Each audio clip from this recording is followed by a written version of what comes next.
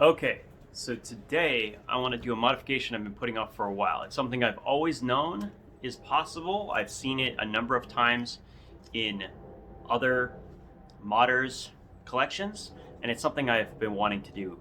So anybody who's familiar with the Skeletool knows it's already a very good and very capable tool. Now I've added a hammer which has dramatically improved its functionality, but it's still missing some of the features that are found on other multi-tools, such as the ones found here.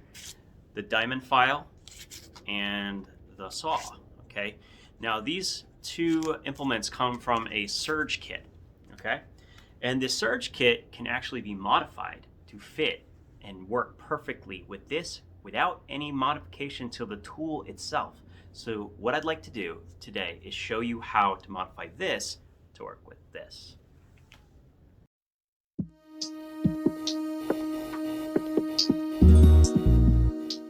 Okay, so of course we have the Canyon blade grinding attachment here with the work sharp. I'm going to set it up with the proper belt. So this is a 80 grit belt. We're going to go through this really quickly. I want to be able to make the video in such a way that you could actually watch the process. So this is going to grind this stuff ultra fast, and yeah, so it's very important to do this modification step by step, because if you don't do it right, you can't go backwards very easily. So we're actually going to show you using the saw. Now I have many more saws than I have files, so messing this up for me is not the end of the world, but I hope that any issues that I have will be able to avoid for you guys, because you may not be able to afford or have a bunch of spares lying around to make it possible. So we're going to modify the saw, and we're going to show you how to do that. And then I will finish up the file off camera, and then I will do the last step, which is fitting it into the bit holder. So first we're going to grind it, and we'll go from there. So let's talk about what's the first step in that process. So as you can see, there are two sides. This is a t-shank. So what we have to do to fit it inside the Leatherman Skeletool, and we'll take out this bit, is we need to be able to get it to lock within this piece. Now the reason this works on this and not the wave is the locking mechanism is far superior on the Skeletool. It actually hooks directly into these slots and has an actual piece that protrudes that will actually lock in. So if we do it properly, we should have it fit and lock right into a groove that we're going to cut inside this. So the first thing we need to do, now you can see it goes in fine here, but when it gets to these 2 points, it can't go past, right? So the first thing you're going to do is remove the section that is protruding from the bottom. That's the area with the blade. So this is going to be flush, or with this height, and then this side is the one we're going to cut a notch into to allow us to lock into that slot. So the bottom side will be flush, so when it's pushed, it'll push up into the locked mechanism and keep it from sliding out. This will work, and I've done it before. Honestly, I can't find those particular implements, but it will work. So we're going to do that. We're going to start by grinding this away. So we'll show you that. So just a quick disclaimer, I'm not going to turn the sound on for this. We'll have some music instead, so feel free to turn the sound off. I'm not going to be talking during the grinding, but I will be showing the implement as we go. So here we go.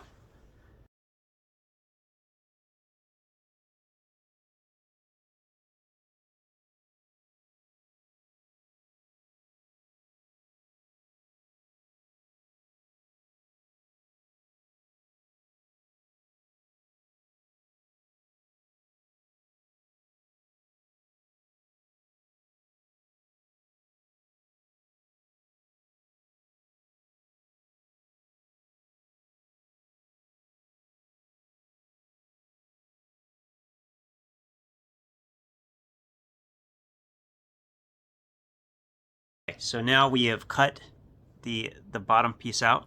Now this will not fit yet into the slot, but it's not bad, because you can see you can still pass it with the lock open. See how the section that is protruding can still fit inside the slot, but notice something, that it's not going far enough in for the lock to engage, right?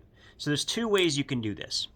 you can cut it short enough that it locks on the opposite side of the t-shank, which is what I'm going to do. Or you can cut a notch in here with, say, a Dremel and do it. But for ease, what we're going to do is actually just cut down the back to the point where it actually engages with this front locking mechanism. So this is going to slide all the way in to the point where the lock catches on the opposite side. So all we have to do now is simply grind the back side of this off until it does. And it's not going to be very far.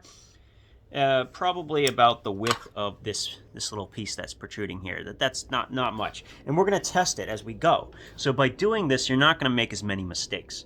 All right? And that's kind of what you want to do. You want to make it as simple and easy as possible.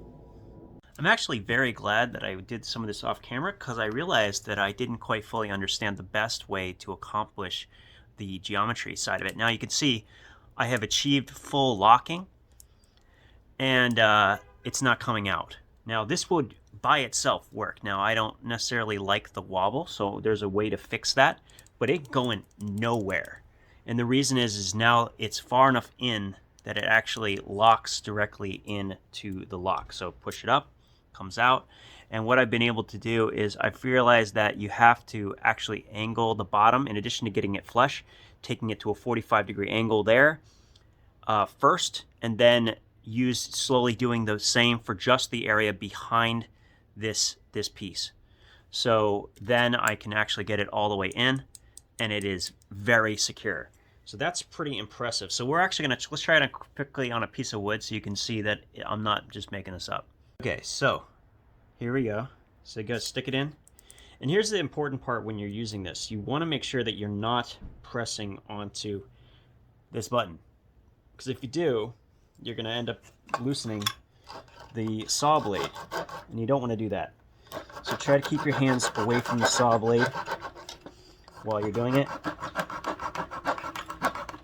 And you won't have any issues. Okay, so there you go. You get the idea, right? It works. Now, this is pretty secure, but you see that little wobble? You can fix that, and I will show that next. So the way we fix that is we're actually going to take some cheap Gorilla Glue epoxy, and we're just going to thicken this flat side. So we're just going to fill it up with epoxy on both sides, then sand it down so it fits nice and snug.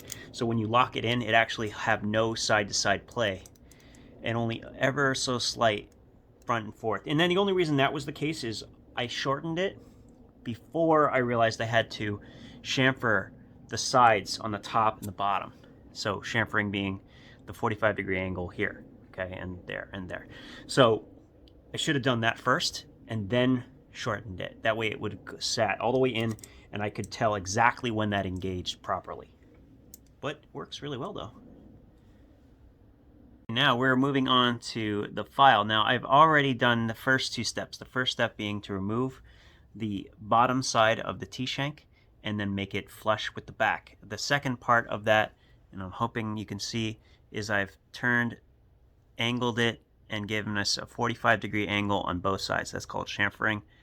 And now what I'm going to do is do the same thing with the top section. I'm going to chamfer both of these two edges until the point where they actually will go all the way in and I can hit the back of the bit driver. The good news about the Skeletool is there's a hole here, so I can tell whether it's actually getting all the way in. You can see I'm almost all the way there. It's not quite touching.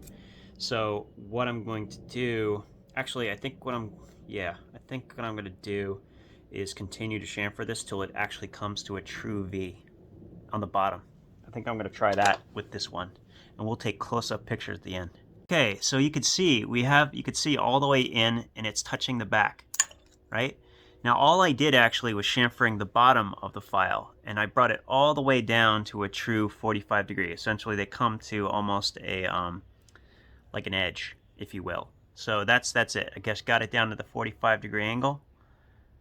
Oh man, I'm sorry about this focus issue, but just trust me when I say that it's 45 degrees, not chamfered on both sides, and that's it. So that's what I was able to do right there.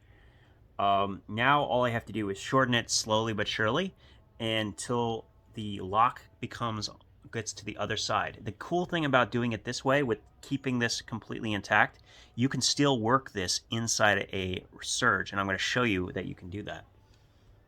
Okay, so I'm sorry, the video part of the modification was not the clearest, but I hope my explanation was still good and you can see what I was doing. So of all the ones that I made, this one I think came out the best, which is the file. Notice there's nothing being done on the top. The only two sides we're changing is we're changing the bottom, which we may first make flush, and then we angle at 45 degrees. And then from there, we're slowly shortening the back until it locks properly. Now, what I like about this and why it's so good is even when that's the case, if you take this, you will still be able to use it with the Leatherman Surge. Now notice it still has the equal amount of locking and it won't have any issues with the Surge exchanger. Yet, now what we can do here, sorry, I'm trying to do this in a viewfinder, it's not easy in normal. But anyway, so we take the this out, and what we can find is we can then lock it in place. Now you want this little piece to be hooked on the back here. Now you might see that I did notice that this, when it's not under pressure, when you're pulling straight out, it can come out. But what happens is you're either pressing this way, or this way. And as long as you have pressure, you'll never have to worry about the blade coming out. That was true with the saw, and it's true with the file as well.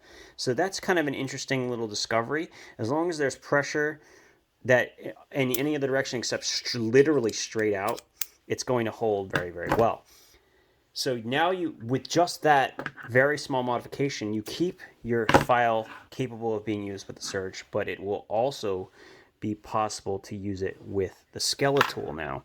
And one thing I wanted to test is I wanted to test a reversed version where the locking was on the bottom and see if that was any better. In other words, like that.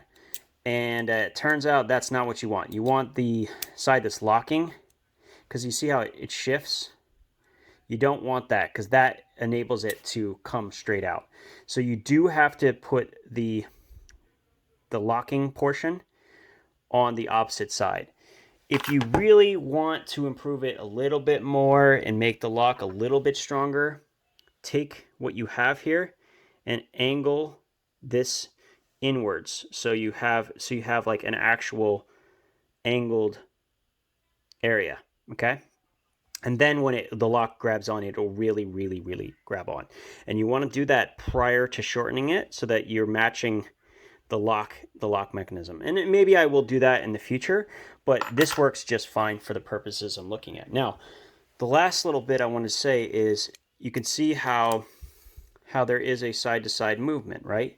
Well, I've done a couple of things in the past. I did eventually find the saw I was looking for, and you can see this does reduce how much play there is side to side. Now, I don't know what this one was set out for. Some other tool. I think this was for the mutt. I think that's what I had it set up for. So it needs to be shortened. But you can see how just putting some duct tape or something along those lines will dramatically fill in the space left and right. So more permanent solution would be something like an epoxy resin, and you simply file off the part until it gets nice and snug, and that's going to actually feel a lot more secure. And maybe that's something you might want to consider. So do that if you feel like it, but it'll work fine even as is. And now you have access to the diamond file. Now you can see here we actually have a saw from a mutt, or actually this is an EOD, I'm sorry. And you notice the only difference here is I didn't angle the two sides before I cut it. And why that's pretty sweet is it's going to mean that you'll be able to set up pretty much any t-shank to work properly with the Skeletool and not have any issues. That gives this basically a t-shank exchanger. I'm not sure how much better it's going to get than that. In theory, you could even make the modifications with the diamond file itself on the tools, although it might take you a little while. So if you have the diamond file in theory, you can modify any T-shank to work with the Skeletool. And because of that, I would say the Skeletool is definitely one of the best, if not the best, EDC multi-tool because of this particular functionality. I will also eventually show you how you can take a long Leatherman bit and modify that into an awl, which you could then use to expand it further. The only tool that really isn't easily accessible with the Skeletool is a scissor, and I'm perfectly content because I always carry a scissor in my hat. And yeah, so this is a great upgrade. You have three of the four major functions. Well, I guess all of the additional functions, with the exception of a serrated blade, which most people didn't need in the first place, of a larger tool like the Charge. So there you go. Pretty sweet, right? So if you like this video and you want to see more modifications, please consider liking and subscribing. It helps me a lot, and it lets me know that this is something you guys want to see. Have a good one.